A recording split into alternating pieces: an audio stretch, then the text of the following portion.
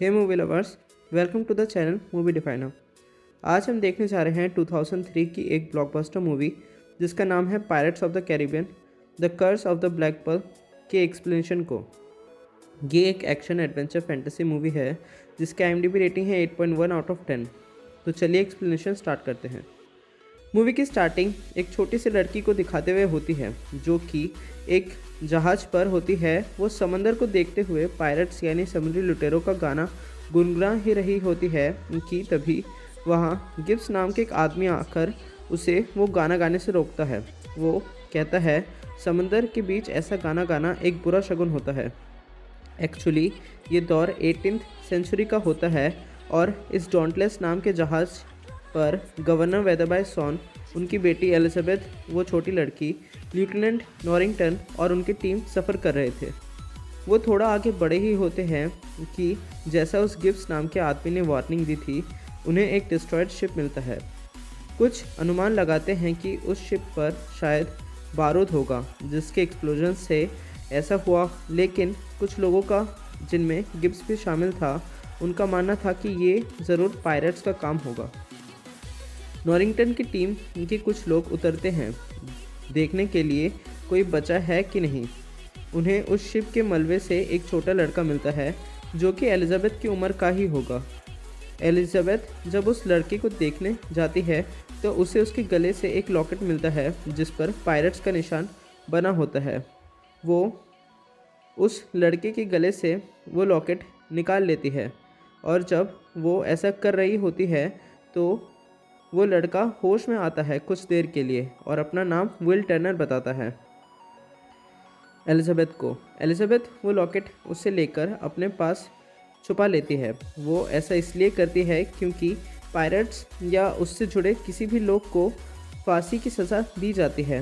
वो विल की सेफ्टी के लिए ऐसा करती है और जब वो लॉकेट लेती है तो उसे समुंदर में एक काले फ्लैग वाला काला शिप नज़र आता है समंदर में, और वो डर के मारे अपना आँख बंद कर लेती हैं और सीन यहीं पर कट हो जाता है। अब सीन शिफ्ट होकर 8 साल आगे आता है जहां अब विल एंड एलिजाबेथ बड़े हो चुके हैं और हम उन दोनों की आंखों में एक दूसरे के लिए प्यार साफ देख सकते हैं। लेकिन विल डिस्टेंस बनाकर रखना चाहता है क्योंकि वो एक लोहार है जो हथियार बनाता है और एलिजाबेथ गवर्नर की बेटी है और वो इस दिन गवर्नर को एक तलवार की डिलीवरी करने आया होता है जो कि गवर्नर ने उसे कहा होता है बनाने के लिए, जो कि वो लेफ्टिनेंट नॉरिंगटन को एक ख़ास सेरेमनी में जिसमें उन्हें कॉमोडोर बनाया जाने वाला होता है उसमें गिफ्ट करने वाले होते हैं।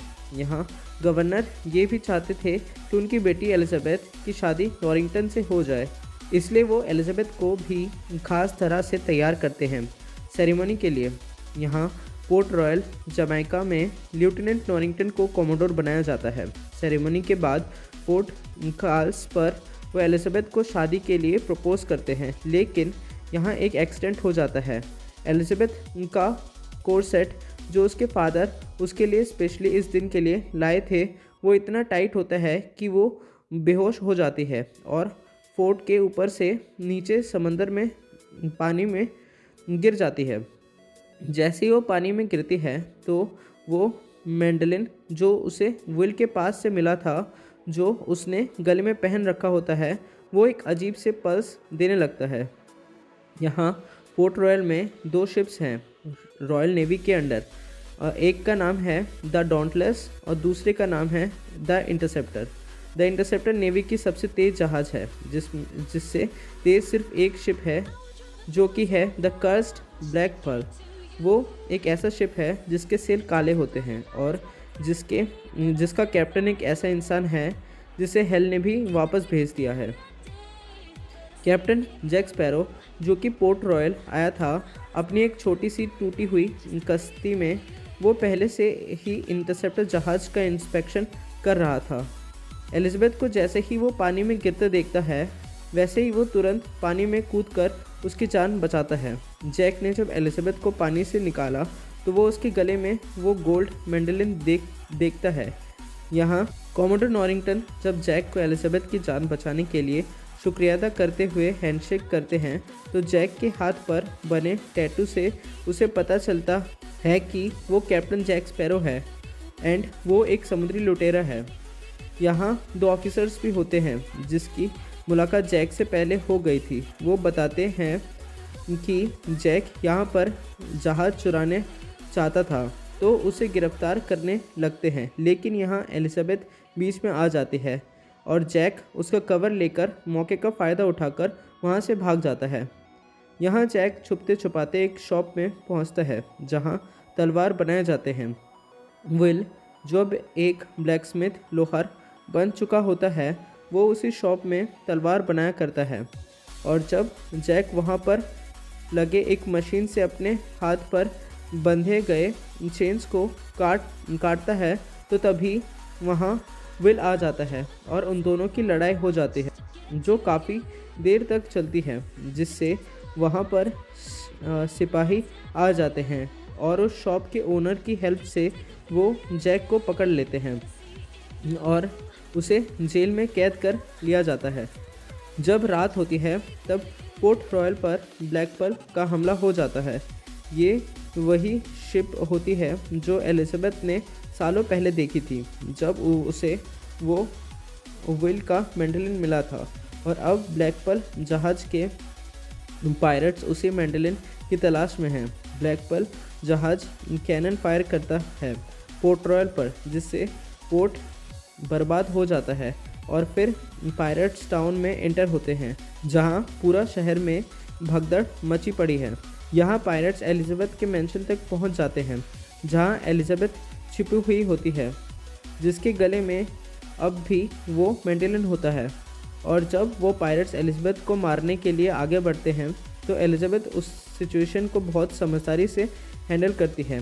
वो कहती है उन पायरेट्स से कि उसे उनके कैप्टन से बातचीत करनी है।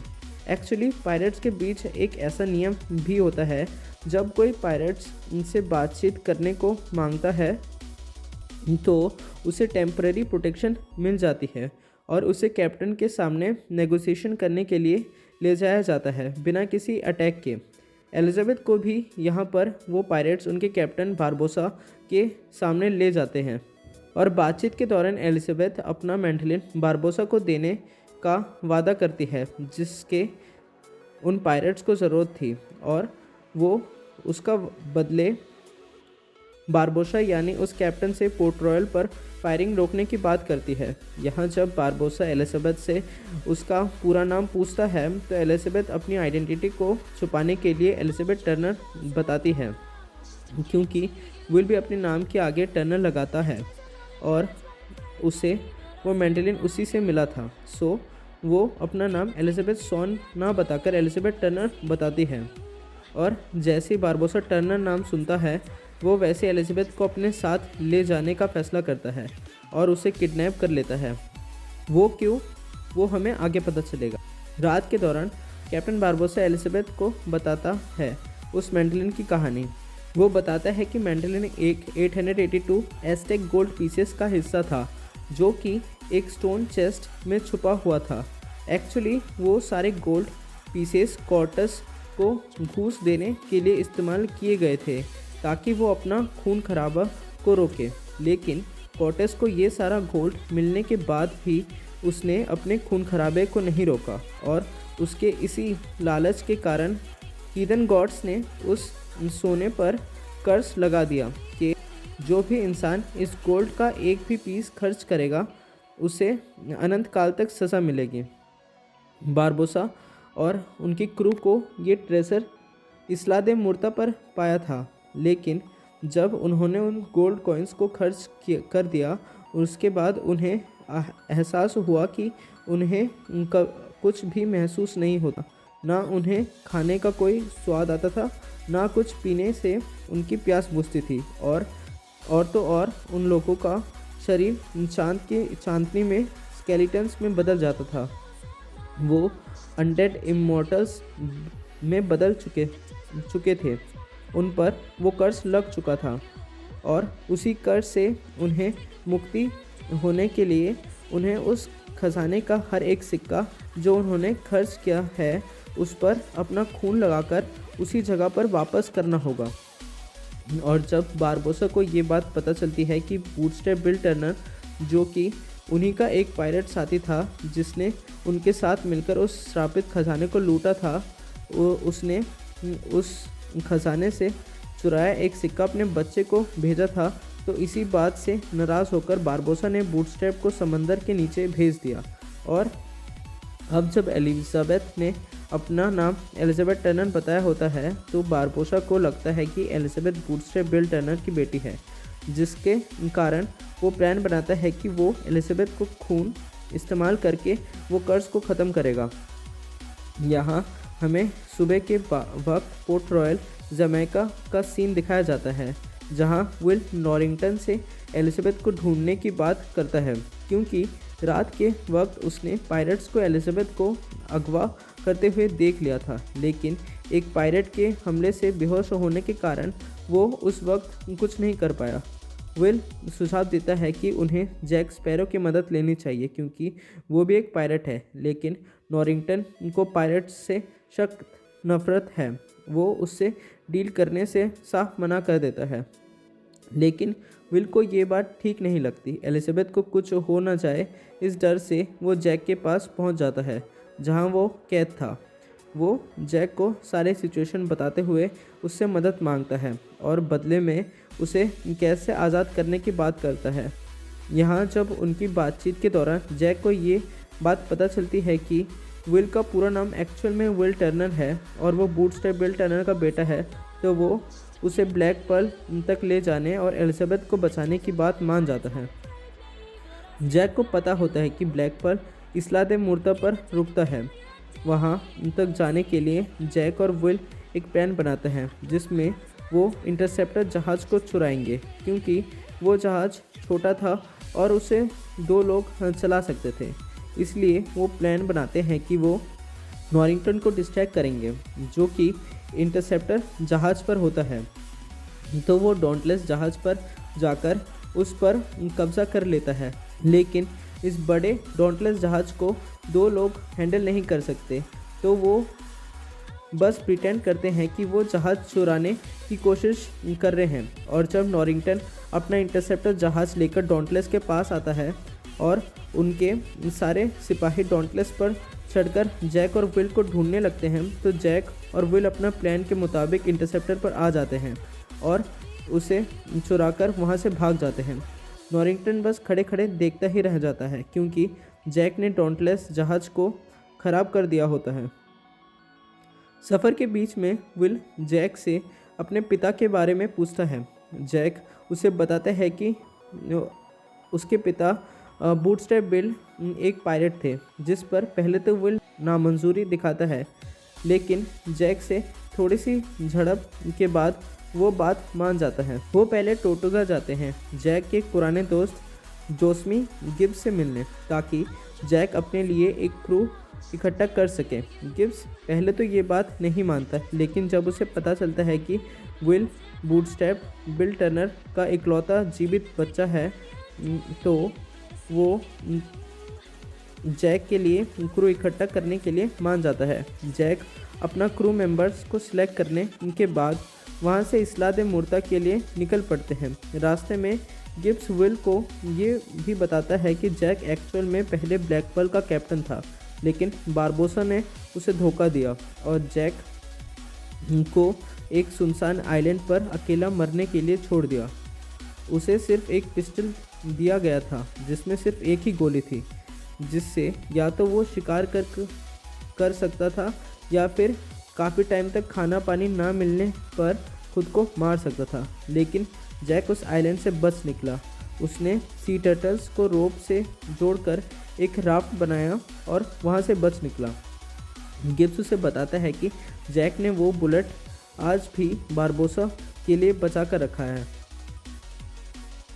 इस्ला दे मुर्ता पर पहुंचने पर जैक और विल ने फैसला किया कि वो दोनों छुपके से अंदर जाएंगे।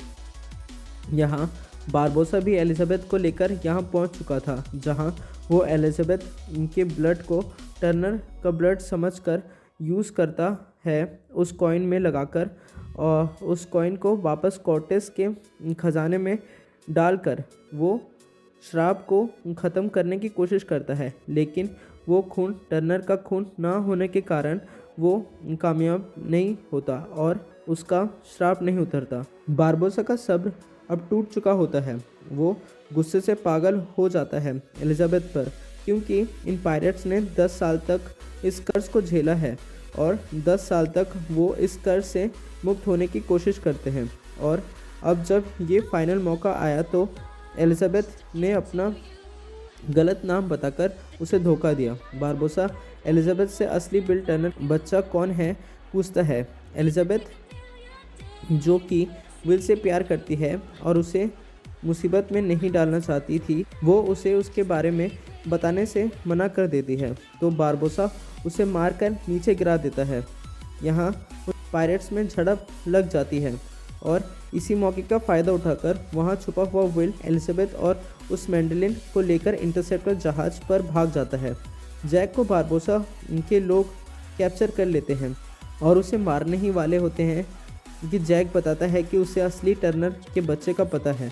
बारबोसा वो सिक्का एलिजाबेथ से वापस लेने के लिए अपनी ब्लैक पर्ल जहाज़ से इंटरसेप्टर जहाज़ का पीछा करने लगता। यहाँ जैक उसे असली टर्नर का पता बताने के बदले बारबोसा से डील करने की कोशिश करता है कि वो उसे ब्लैक पर्ल लेकर उसे सुनसान टापू पर छोड़ देगा, लेकिन बारबोसा को ये डील पसंद नहीं आता और वो उसे कैद कर लेता है। यहाँ समंदर की सबसे तेज़ जहाज़ होने के कारण ब्लैक पर्ल जहाज़ इंटरसेप्टर को पकड़ लेती है। यहाँ विल के नेतृत्व में और बारबोसा के नेतृत्व में दोनों जहाज़ के बीच घमासान युद्ध होता है, जिसमें ब्लैक पर्ल जहाज़ इंटरसेप्टर को तबाह कर देती है और उनके क्रू मेंबर्स को कैप्चर कर लिया जाता है। यहाँ जब विल को ये समझ आता है कि बारबोसा को उसकी तलाश है और उसे उसके खून की ज़रूरत है, तो वो खुद को बारबोसा के आगे सरेंडर कर देता है ताकि वो एलिजाबेथ, जैक और अपने साथियों को आज़ाद करा सके। बारबोसा इस बात पर राज़ी हो जाता है, लेकिन जैक और एलिजाबेथ को उसी सुनसान आइलैंड पर छोड़ देता है जहां जैक को पहले उसने छोड़ा था। यहाँ आइलैंड पर पहुंचकर एलिजाबेथ जैक से कहती है कि वो उसी तरह आइलैंड से निकल जाएंगे जिस तरह जैक पहले उस आइलैंड से निकले थे, और उससे पूछने लगती है कि जैक पहले इस आइलैंड से कैसे निकला था। तो जैक उसे बताता है कि वहाँ उस आइलैंड पर पहले गैर कानूनी शराब का धंधा करने वाले लोग उस आइलैंड पर अपना गैर कानूनी शराब छुपाते थे और वो उनके साथ सौदा करके वहाँ से निकल गया था, लेकिन नॉरिंगटन की वजह से अब उनका बिजनेस बंद हो चुका है। अगली सुबह एलिजाबेथ उस आइलैंड पर छुपाए गए शराब को जलाकर एक स्मोक सिग्नल बनाती है, जिसे देखकर जैक नाराज़ होता है कि उसने सारी शराब जला दी, लेकिन जल्द ही डॉन्टलेस जहाज़ ढूंढ लिए जाने पर वो खुश हो जाता है। नॉरिंगटन को विल को बारबोसा से बचाने के लिए मनाने की खातिर एलिजाबेथ नॉरिंगटन का प्रपोजल मान जाती है शादी का। रात को जैक और नॉरिंगटन मिलकर पायरेट्स को इस्ला दे मोर्ता पर ट्रैप करने का प्लान बनाते हैं, जिसमें जैक बारबोसा को उनके लोगों को बाहर भेजने को मनाएगा और बाहर इंतज़ार कर रहे नॉरिंगटन उनके बाहर आते ही उन्हें मार देंगे। बारबोसा के पास पहुंचकर हमारा जैक बारबोसा को मनाता है कि वो कर्ज को तब तक ना हटाए जब तक उसके लोग बाहर इंतज़ार कर रहे नॉरिंगटन और उसके लोगों को मार नहीं देते, ताकि बारबोसा के अंडर ब्लैक पर्ल के साथ साथ HMS डॉन्टलेस जहाज़ भी उसके अंडर आ जाए। एक्चुअली जैक बारबोसा को अपने झांसे में फंसाना चाहता है ताकि बारबोसा अपने लोगों को बाहर भेजे और वो मौका पाते ही अपना बदला ले सके बारबोसा से उसे मारकर। और होता भी कुछ ऐसा ही है। बाहर बारबोसा और नॉरिंगटन के लोग लड़ने लगते हैं, लेकिन एलिजाबेथ डॉन्टलेस जहाज़ से भागकर एक छोटी नाव के सहारे ब्लैक पर्ल जहाज़ तक पहुंच जाती है और वहां के कुछ लुटेरों को चकमा देने के बाद वो वहां पहुंच जाती है जहां उसके इंटरसेप्टर जहाज़ के साथी कैद थे। वो उन सबको छुड़ा देती है और अपने साथ जैक और विल की मदद करने को चलने को कहती है। लेकिन बारबोसा के उन गार्ड्स को हराने के बाद अब ब्लैक पर्ल जहाज़ पर उन लोगों का कब्जा हो चुका था, तो वो लुटेरे जैक और विल की मदद करने से मना कर देते हैं और एलिजाबेथ को उसी छोटी नाव में बैठाकर उसे वहाँ छोड़कर ब्लैक पर्ल लेकर वहाँ से भाग जाते हैं। यहाँ मौका पाते ही जैक विल को छुड़वाकर बारबोसा से लड़ने लगता है और फाइट के दौरान बारबोसा जैक को अपनी तलवार से स्टैब कर देता है, लेकिन हमें यहाँ पता चलता है कि जैक ने चालाकी से बारबोसा से बातचीत के दौरान एक सिक्का उस कोर्टेस के कर्स्ट खजाने से चुरा लिया होता है, जिससे वो अब अनंत काल तक वो कर्ज झेलेगा जिसमें वो मर नहीं सकता, जिससे वो बारबोसा के उस हमले से बच जाता है और फाइट चलती रहती है। यहाँ विल फाइट के दौरान थोड़ा वीक पड़ता है, लेकिन तभी एलिजाबेथ वहाँ आ जाती है और विल की मदद करती है उन पायरेट्स को हराने में। यहाँ फाइट के अंतिम घड़ी में जैक अपना खून उस सिक्के पर लगाकर विल को दे देता है। यहाँ जब बारबोसा को लगने लगता है कि वो फाइट हार रहा है, तो वो एलिजाबेथ पर गन तान देता है, लेकिन जैक उसे उसी एक गोली से जो उसने 10 सालों से बारबोसा को मारने के लिए बचा कर रखा था, उससे शूट कर देता है। बारबोसा हंसने लगता है। वो कहता है उसने गोली ज़ाया कर दी, लेकिन तभी विल जैक के दिए सिक्के और अपने सिक्के पर अपना खून लगाकर उसे उस खजाने में वापस रख देता है, जिससे कर्ज हटने के कारण बारबोसा का खून निकलने लगता है और वो मर जाता है। और यहाँ बाहर भी कर्ज ख़त्म होने के कारण बारबोसा के कई लोग मारे जाते हैं नॉरिंगटन और उनके लोगों के हाथों, और बाकी बचे हुए क्रू सरेंडर कर देती है। अगले दिन पोर्ट रॉयल में वापस आने के बाद जैक को फांसी पर टंगाया जा रहा होता है, एज वो एक पायरेट है। विल एलिजाबेथ के पास आता है और अपना प्यार का इजहार करता है और उसके बाद जैक को बचाने जाता है। थोड़ी सी लड़ाई के बाद जैक और विल को नॉरिंगटन के सिपाही घेर लेते हैं, लेकिन एलिजाबेथ उनके बीच आ जाती है। वो कबूल करती है कि वो भी विल से प्यार करती है।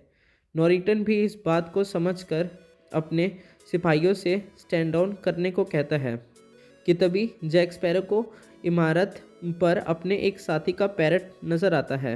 वो समझ जाता है कि ब्लैक पर्ल जहाज़ आसपास ही है, तो वो नॉरिंगटन और उसके लोगों को अपने बातों में उलझाकर उस इमारत से खुद को नीचे समंदर में गिरा लेता है। यहाँ थोड़ी दूर ही ब्लैक पर्ल जहाज़ उसका इंतज़ार कर रही होती है। यहाँ नॉरिंगटन उसे जाने देता है। वो कहता है जैक स्पैरो को सुधरने का एक मौका मिलना चाहिए। गवर्नर स्वॉन विल और एलिजाबेथ को अपना ब्लेसिंग्स देते हैं और यहाँ जैक स्पैरो को उसके साथी रेस्क्यू कर लेते हैं और उसे ब्लैक पर्ल का कैप्टन बना देते हैं। एट लास्ट अब हमारा कैप्टन जैक स्पैरो तैयार है अपने नए क्रू के साथ फिर से लूट मचाने को, अपने नए एडवेंचर के साथ। तो इसी के साथ ये मूवी यहीं समाप्त होती है। उम्मीद है आपको एक्सप्लेनेशन पसंद आई होगी। मिलते हैं बहुत जल्द एक नई मूवी के एक्सप्लेनेशन के साथ। तब तक के लिए बाय, टेक केयर।